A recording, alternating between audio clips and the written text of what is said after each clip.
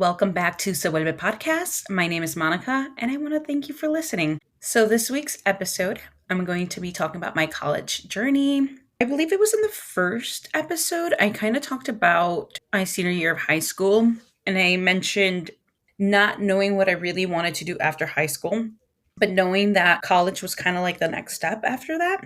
Around this time, my dad was really pushing for me to go into special education because I believe around that time they were paying for people to go to school for that. But I knew that that wasn't going to be like my journey and that I wanted to do something else. So I decided to go to a junior college or a 2-year college. And if you've ever been to college or have taken classes, you kind of know the drill. For those that haven't, what you need to know is that you really have to be on top of your game. Going to college is a big responsibility because you are the person that has to take initiative on everything. Going to college was a learning opportunity for me. My brother was at that time going to college, but before that, nobody in my family had really gone to college. So it was a brand new thing for me. I signed up, I believe it was for kind of like full time the first semester, and I really did not set myself up for success. I think at that time, to make sure that I wasn't going to classes like every single day, I think it was like Monday, Wednesday, or whatever. And I kind of stacked like 3 classes on Monday. And it just became a lot. Like the workload was a lot for me. So that first year, I actually failed 3 of my classes. What ended up happening for that was that I ended up being put on academic probation. And when that happens, at least during that time, you had to attend a meeting with other students who had failed. And that meeting is ran by a counselor. You kind of get like a paper and it asks you like what caused like for you to like fail these classes, right? I remember like a couple little things on there. There was just like, oh, like the workload and then life and like maybe you like work and this and that. Now that I'm reflecting on it, I went in not knowing anything. Like I said, I had a little bit of guidance from like my older brother, but he was freshly in that like scene as well. Yeah, I definitely was kind of unprepared. So once you have this like academic probation, if you want to continue to take classes, you then have to meet with a counselor and then let them know what you want to do. And then that counselor is able to then sign you up for classes because of that academic probation. So for me, I failed 3 classes like between that fall semester and that spring semester. And then fall semester I ended up taking off. And this time I was still working at like my retail job. But that fall semester, I ended up meeting up with that counselor that was at that meeting and then just kind of, getting that guidance from her of like how to continue. So then I ended up restarting classes the following spring.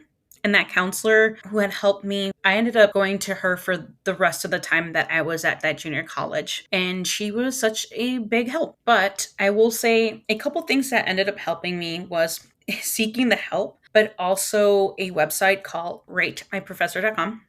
When I tell you it helped so much, I got my shit together because I didn't want to have to deal with a failure again. So I started to use ratemyprofessor.com. And then I found teachers that were fantastic. And if you're not familiar with that website, on there, you're able to look up your university or college, find the professor, see real life reviews of students. So the teacher gets like a rating. And then obviously you get the feedback from students. This website really helped me find teachers that were great teachers. And obviously like getting that feedback from students was very helpful. And it's just so funny because my first year, right, I failed 3 classes. Those 3 classes were Intro to Film, Intro to Theater, and English 101. And if you know me, those classes are what I love to do. So it just goes to show what a difference a teacher makes. And obviously, some teachers are going to work for some people. Some teachers are not going to work for some people, right? And that's kind of like the good thing about this website because you're able to see reviews and honest feedback about these people's like teaching styles. So I want to touch lightly on the amazing teachers that I had. I had a history teacher, and previously to that, I wasn't into history. But this history teacher Y'all, the way she delivered the information, the lessons, the best way I could describe it was like it was hot, juicy gossip. And my brain soaked that information so much. Like I think every single test that I was taking, I was getting an A. And for my final, I ended up getting like 103 or 104% because there was extra credit on there. Her class to me were so entertaining, and like I said, the way she delivered information, just my brain was like soaking that stuff up. I also had a theater 101 class with a different teacher. Also, she was very outgoing, very charming, very such a character. And she made that class really fun. And obviously, I retook that class and I ended up getting an A. I also ended up taking like an art history class with a teacher who was also fantastic. And for our final project, we were able to do it on an artist, and I ended up doing on Neil. She does makeup for movies. She's done makeup for Beetlejuice. So I ended up doing like a prosthetic on my face and then also doing like a presentation. So I mentioned that I failed intro to film. I also retook that class, went from an F to an A, and also ended up retaking English 101, and I also got an A. I'm so grateful that I ended up finding that website because it really, really helped me out in finding like fantastic teachers. I wish I had that from the first year because it would have saved me. I will mention like a little negative moment from the English teacher that I failed. It was a Saturday class and I stopped showing up to that class because that teacher was so strict. It was to the point that we had papers due, right? And mind you, these papers it was extreme. If you ended up showing up to class, right, and your paper was not stapled before class, it had to be before class started, she would not accept it. If you ended up stapling your paper during that time, she would not accept that paper. And funny enough, like after that whole process, I ended up going back and like reading kind of like her review, and people like this was the kind of information that people were like saying about this teacher. So now we're going to move on to kind of my transition from the junior college to the place that I went to go get my bachelor's. It wasn't until my last year of JGC that I made the decision to continue my education and get a bachelor's degree. And around that time, I had gone to a couple studios in California. I did a couple tours. And then obviously, I did mention that since a young age, I love music, film, and TV. I also ended up going to an open house at Columbia College Chicago, and I visited the television department. And what I do remember from that time was that I had stars in my eyes. I originally went there because I wanted to visit the film department. Going to visit the TV department and talking to the people really made me want to pursue a TV degree. The next couple months, I really focused on applying for Columbia. And then, funny enough, the essay that I wrote for Columbia was about failing my first year and how I came back from that failure. A couple months go by and I got accepted. I end up graduating from the junior college, and then I kind of prep myself for the next chapter. So, my time at the 2-year college definitely took more than 2 years. And that was simply because I was working full-time / part-time and then going to school part-time. So by the end of all those years, I graduated with my associate degree and I graduated with honors. And before I move on to my time at Columbia, I just want to say my story is proof that you can rise up from a failure. When I got accepted to Columbia, I had made the executive decision that I would prioritize my education because when I was at the junior college, I was mostly working and then going to school part-time. Essentially, going to Columbia, I needed to do 2 years, and I really did not want to go part-time. I really wanted to get done within 2 years. So I said, this is going to be my priority. Work is going to be limited. So I think when I was going to Columbia, I might have been working 2 to 3 days a week. And another reason why I also decided to do that was because I was going to be commuting to Chicago. It was going to be taking me 2 to 4 hours a day. I ended up signing for 4 TV classes that were with the same group of students. And those classes were kind of smaller. It was between 10 to 12 people. And you took these classes for that first year with these students. So these core classes were like script writing, production, editing. So my first year, we ended up doing what we call VSP, which was a video on kind of like on your life, So I ended up doing kind of like my process of loving script writing and how I got to Columbia. We also ended up doing a kind of like a live show where we went to like neighborhoods and we went to like different locations in these neighborhoods, and we ended up interviewing people, and that was like a live show, so kind of like the news is the best way to describe it. What I will say for this is it's interesting that once I found what I loved going to college. And since I had already gotten most of the core classes done, like so my English, my math, my science, I could solely focus on just taking TV classes. I can't emphasize enough like how much I loved going to Columbia. And even though the commute could be brutal sometimes, I was tired. Sometimes I'd be falling asleep on the train on the way there and sometimes on the way back. I really enjoyed my time.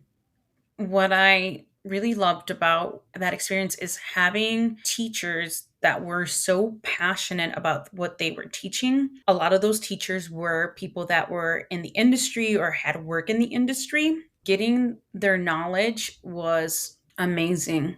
I think when I reflect back on many of the teachers that have impacted me in my life, I still go back to those teachers at Columbia just because, like I said, that's where I really found what I had been searching for. To say it like this, it's like I came home.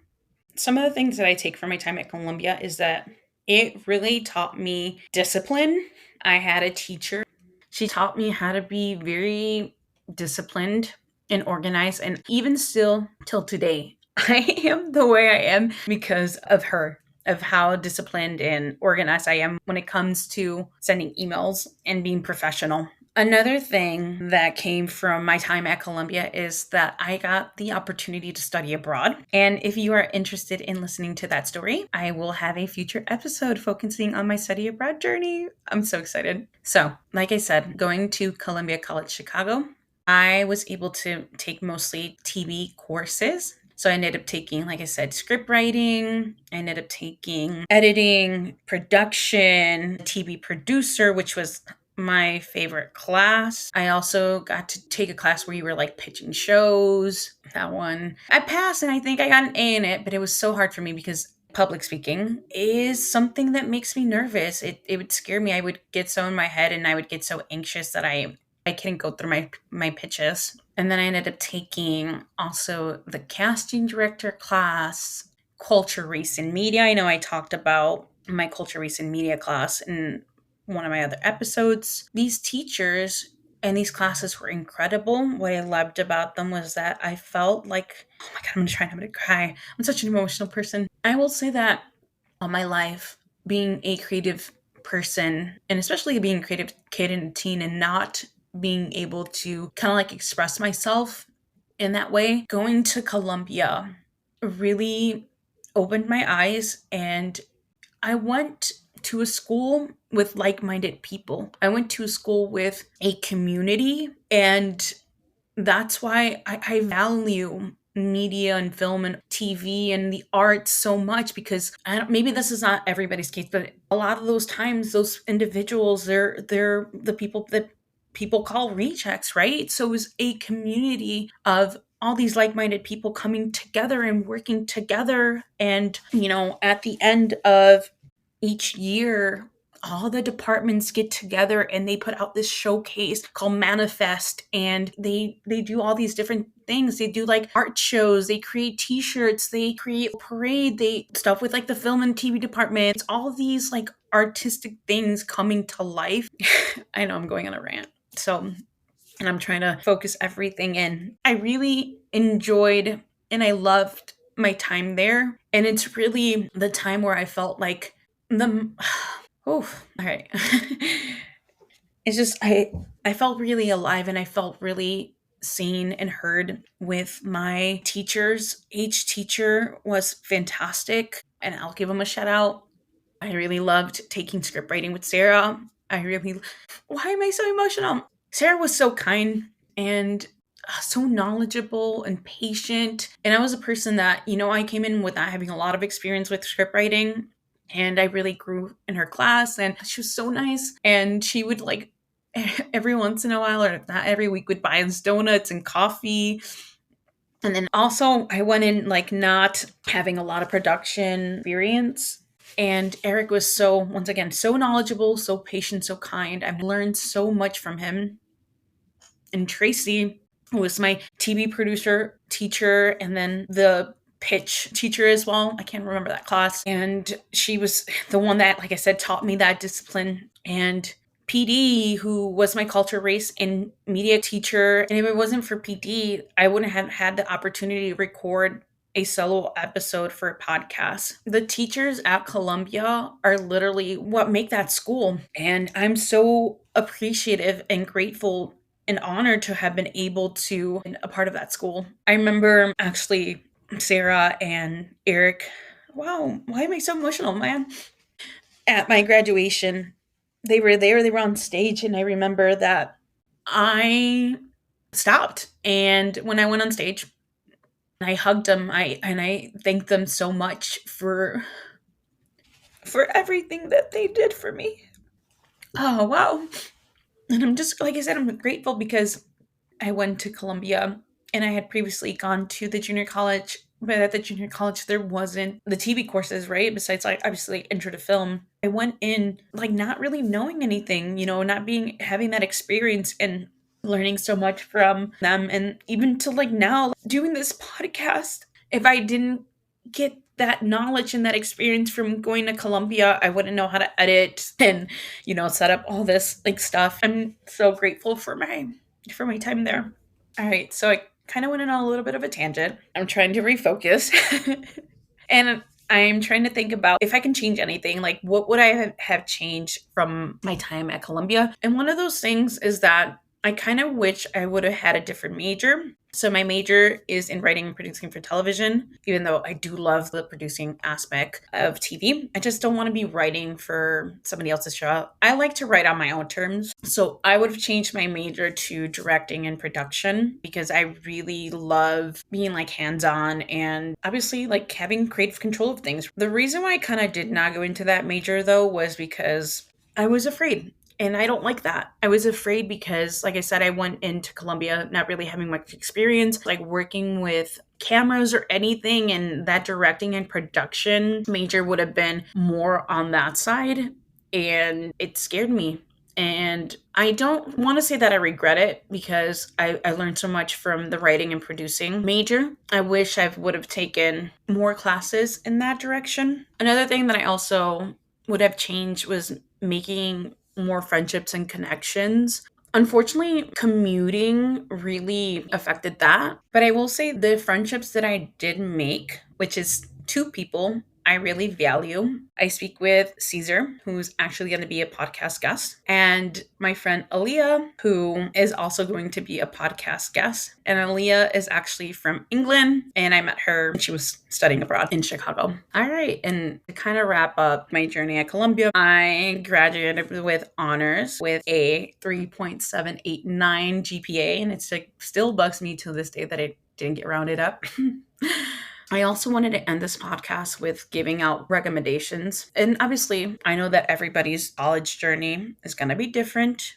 Some people are going to decide not to go to college and go into like a trade job or the military or whatever that you decide to do. This is your journey. But those that maybe want to go to college, I would say that I recommend, if possible, starting at a junior college. And the only reason why I say that is because it really helps you save money. Mind you, if your circumstances are different, that's for you to decide. But those individuals that are working individuals, I will say that it does help you save money. We're talking about paying for classes that it's like somewhere in the like 1,000 or could be less, could be a little bit more than that for a class in comparison to the 4-year university where it's like thousands for one class. I also, if you are eligible, recommend applying for financial aid and also finding scholarships. I will also say to look for clubs that maybe give you that opportunity to attain scholarships. I ended up being a part of a club that was for people that were like first generation or kind of like first time college attenders. And I ended up getting a little bit of a help from them, not just like financially. They were able to help me when I needed to print papers for free, but also I ended up talking to a couple people there that were able to help me by talking, because obviously when it comes to universities, they have such large bodies of students. You obviously have to schedule with like your counselor. This experience, you are on your own. You really have to be that voice that fights for you and advocates for you. You really have to take that initiative. And I'll say this for like I said, my experience, I'm a working person. Those classes are not cheap. So you have to be that person that you have to be disciplined and on top of your things. I'll like mention this. When I was about to graduate, there was credits missing, and I ended up emailing them about it. And I'm like, what's going on? I'm like, I should be done to graduate. And then they were trying to say that like my study abroad credits were like transfer credits. And obviously my school would only take so much. And I had obviously been a transfer student from the junior college. And I remember printing out like my transcripts and stuff and highlighting and saying like, this is where these credits are for. This is what you're not accounting. And I had to fight for myself. And, obviously at the end of it, it worked out because I got my degree. My college journey might not have been traditional, but it was on my own timeline, and we are all on our own timelines. So I want you to remember that.